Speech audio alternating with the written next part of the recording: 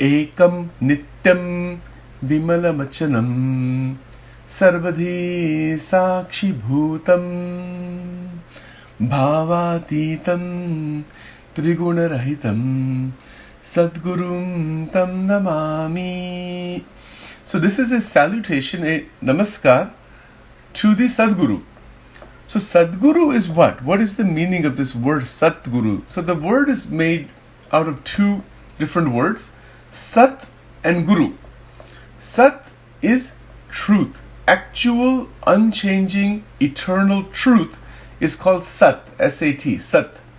But when you put the word Guru with that combined, it becomes Sadguru. So Sat is actually not a word by itself. But in the Sanskrit language, when you combine the two together, it becomes Sadguru. And this entire verse is a description of the state of the true enlightened master, enlightened guru. As we say in our Angel Wing program, we want to move towards self-mastery. So actually, this is the thing that we're talking about. Although we're not using this particular phraseology perhaps, or this verse, we may in the future, but this is the state that is talked about. So the first word here is Brahmanandam. Now what does that mean? Brahma Anandam. The two words are there. The word Ananda or Anandam is different from the word Sukha. Sukh means there's a duality, Sukh and Dukh. In life, we have only this experience, usually. Sukh Dukh. Some things are painful, some things are enjoyable, some things are pleasurable, some things are not pleasurable. That is Sukh and Dukh with the five senses and with our experiences in life. The state of Ananda is beyond both of these. And this is a very critical thing to understand in spiritual evolution. That the state of Ananda is not within the polarity, the duality of the mind. And that duality is what this word means, dvanda. Dvandatitam. See? It's a very, very important point here. This word dvandatitam is a combination. Dvanda, atit. It's beyond. In Sanskrit language, the word beyond or transcendent is atit, like guna atit, beyond the three gunas. Deha atit, beyond beyond the body. So in this sense, dvanda atit, it's beyond the duality. And the duality is what is in our experience all the time. And that is where the Atma Tattva, is stuck within that duality somehow. That is the Maya. The pairs of opposites, as another way of putting it. And the Bhagavad Gita, entire Bhagavad Gita is inside this verse. Entire Bhagavatam is inside this verse. 18,000 verses are inside this verse. The Upanishads, the Vedas, the entire set of 18 Puranas and their essence is inside this verse. So, the state that is of Brahmanandam, wow, it's very powerful, very amazing, because it is a vastness. The word Brahman, this is a Sanskrit word, Brahman. It's a Brahman, Atman, like this, that's the root. So, Akshara is another word. So whenever you see this word Brahma, now this word Brahma is different from the word Brahma. It's the Guru Brahma, Guru Vishnu. That is the God Brahma. That is the deity Brahma. That is also a form of the Brahman, but that's a different meaning, and that's a different thing actually. That's a actual being that is the Brahmaji. But when we say Akshara, meaning the absolute, or Brahma, or Brahman, or Akshara Brahman, these mean the same thing, but they're just, so what is this? What is the meaning? The word Akshara means imperishable. Shar means perishable, Akshar means imperishable. So chapter 8 of Bhagavad Gita is Akshara Brahma Yoga. And the word Brahman means vast, vastness. Think for a moment when you see the ocean, when you go to the beach, any of the ocean, any east, west, east coast, west coast, anytime you've seen an ocean, there's that sense of vastness. So that which is without boundary and infinite is called Brahman. So the bliss of the infinite is what is talked about in this first word only. Now, what does that mean? What is the bliss of the infinite? We can perhaps understand what infinite might be. That there is no end in space. Infinite galaxies are there. Infinite number of galaxies are there. Infinite amount of time is there. One might say there's the timeline or the number line. It goes to infinity. The highest number is infinity. So the idea of infinity is in our mind somehow. Somehow we have some idea about that. Okay, so we have an idea about that. So what? So how does that connect with Brahma Ananda? How does that connect with Anandam? What is the connection between infinity and Anandam? Well, look at it this way. As the mind is progressing further out of the duality, that's where the vastness begins to open up, the freedom is experienced, and the joy of that vast freedom is experienced. Now this is very, very experiential. So in the experience of our life, we can actually realize this. Very simple thing to try is to just go for a walk for an hour in a park, keeping attention on the breath and trying to absorb, trying to just experience the vastness of what is around us, the trees, the plants, the sky, the other people, the track we're on, all of that, just through the senses. And if we can even go for a walk in a park with total openness, we get a glimpse of Brahmanandam. That is what the rishis discovered. In the ancient India, there were no temples and all these things that we have now, or in any tradition like this. They were just rishis that were researching and meditating in nature.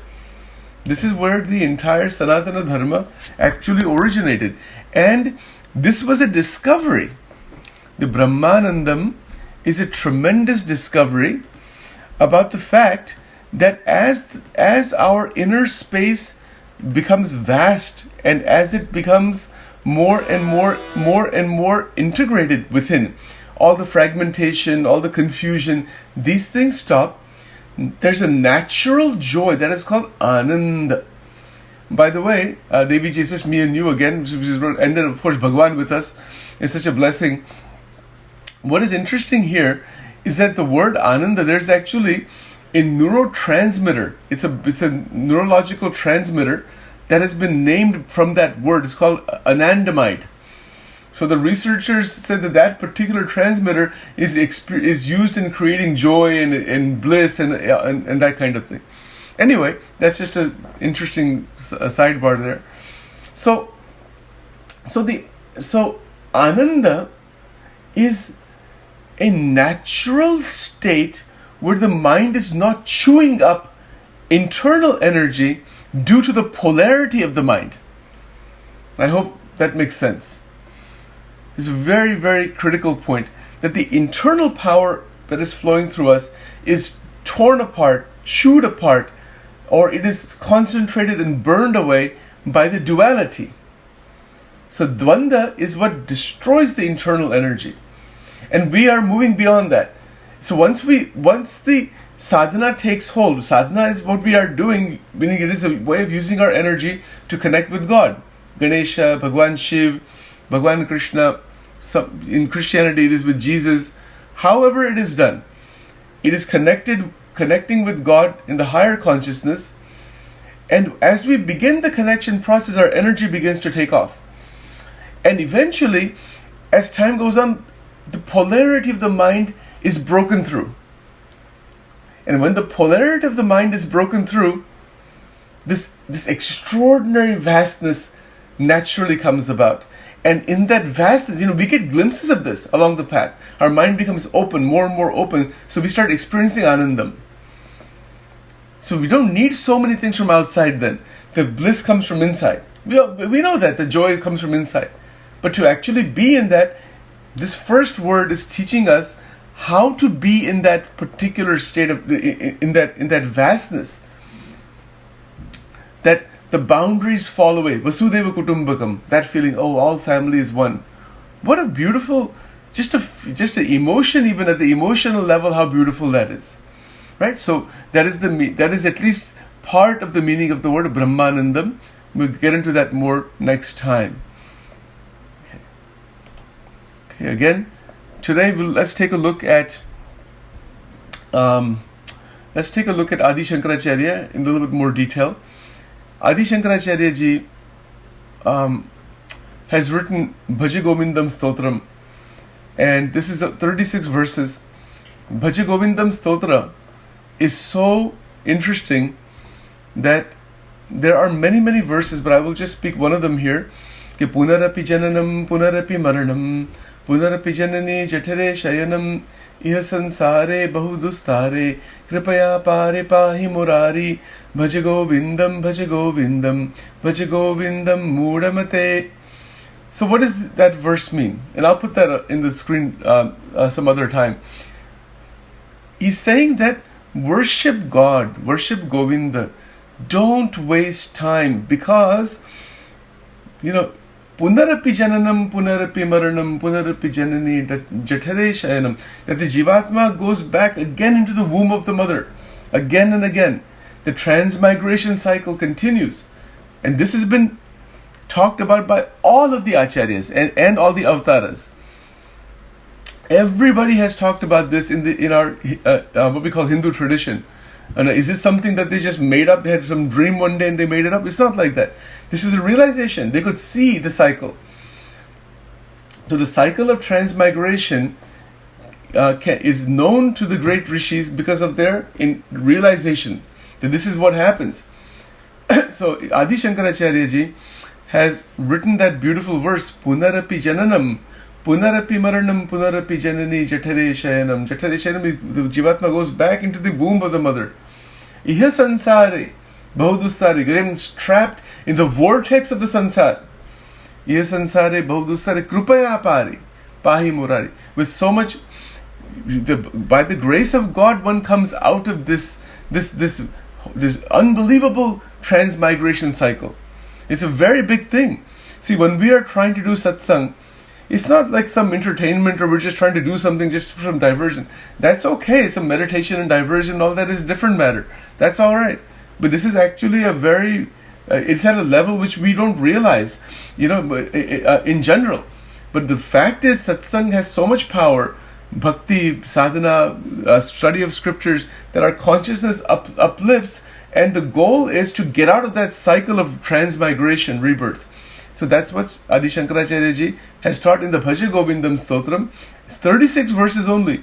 Very, very potent, very famous also throughout the Sanatana Dharma. And this thing about stopping the cycle of rebirth, this has been also the mission of Sajanand Swami, who is known as Swaminarayan. He says, I came for this purpose only. I want to show people how to get out of these things. So every Acharya has shown their own way, and particularly Bhagavad Gita talks about that.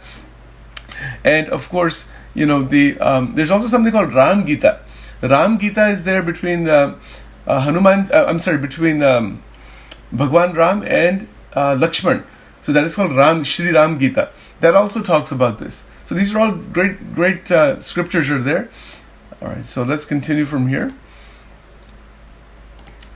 Okay, so now we shall continue with the Ashtottara Namavali of Bhagwan Shiv. Again, before we get into that, one thing to keep in mind, that the Shiva Swarupa is a completely compassionate and loving form. Even though the Rudra is the fierce form of Shiva, the absolute compassion is Karuna Sindhu. So there's a constant flowing of grace. And we can experience that as we reach that Brahmanandam state.